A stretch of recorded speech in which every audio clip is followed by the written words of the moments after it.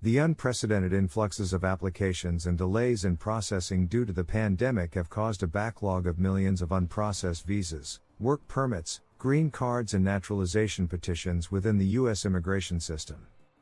In spite of huge backlogs, new NVC report shows that immigrants' visa backlogs fell by 6% in the August 2022, but this is not that whole story. Visit our Swat&Vee channel with your questions to see how best we can help you out your process. Please don't forget to subscribe if you're new to the channel. Now, let's get into the video. The Department of State's National Visa Center, NVC, made some progress reducing the immigrant visa backlog this month by increasing the number of interviews scheduled in August from 36% over July. While this appears to be good news, our research raised questions about the integrity of the data that is being reported. Just over 24,000 interviews were scheduled in July 2022, versus 32,888 interviews scheduled for August 2022. This increase in scheduled green card interviews resulted in an equal reduction in the backlog, from 409,645 pending cases last month to 388,780 cases this month, or almost a 6% reduction.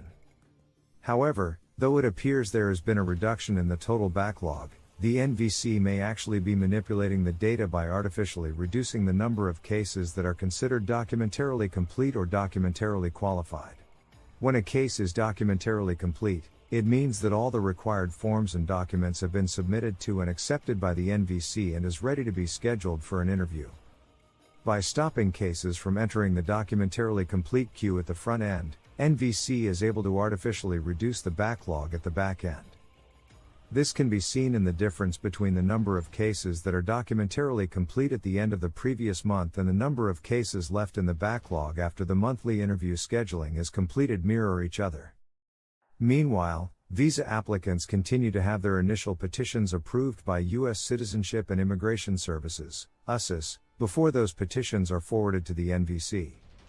Though the NVC does not release data on the number of petitions it receives from USCIS each month, USCIS usually reports the number and type of forms it receives, along with the number of approved, denied, and still pending cases left at the end of each quarter. The most recent data available is for the second quarter of FY 2022, which ran from January 1, 2022 through March 31, 2022. According to USCIS data, as of March 31, 2022, the agency had received 413,474 petitions for alien relative, Form I-130, 84,495 petitions for alien workers, Form I-140, 609 petitions for alien investors, Form I-526, and 205,385 petitions for supplemental processing, Form DS-230. So far during this fiscal year, USCIS has approved 303,262 Forms I-130, 81,086 Forms I-140, 66 Forms I-526, and an undisclosed number of DS-234 applications for supplemental processing, though it reports its completion rate to be 190,888 cases, leaving 76,589 DS-230s pending at USCIS. By the Bureau of Consular Affairs estimate, USCIS has granted only 712 cases for diversity visa winners, DS-230, as of July 31, 2022. As a hypothetical, if even 10% of these more than 385,000 approved cases were transferred to the NVC, that would mean an average estimated number of 6,418 new cases being received by NVC each month of FY 2022, keeping in mind USCIS has only released data through the end of March. The number of cases transferred to NVC each month, however, may be even higher, implying that the only way NVC is managing to reduce the overall backlog of pending cases is by artificially keeping cases out of the backlog to begin with by sitting on them, such as not approving them as documentarily complete, at the NVC. This can be seen in the chart above, where both the documentarily qualified numbers and the pending backlog numbers have fallen in tandem, despite no real increase in the number of interviews being scheduled. If the NVC were to schedule 33,000 interviews each month, a figure higher than nearly any month in the past 17 months, it would take them another year to clear the backlog, but only if no additional cases enter the pipeline. On average, NVC schedules 28,048 interviews a month, with a median number of 28,447 interviews. July 2021 saw the highest number of interviews scheduled by NVC since April 2021, the earliest month for which the government has released data, clocking in at 34,408 interviews. Since that time, the number of cases that are documentarily complete and ready to schedule has fallen nearly each consecutive month. The employer-sponsored green cards has crossed the backlog and having 3-year wait time in 2022. David J. Beer, the Associate Director of Immigration Studies at Cato Institute said, paying a $2,500 fee could cut this wait to only 2 years and 5 months. The government has added nearly 16 months to the average green card process since 2016, with more than a year added in 2021 and 2022 alone.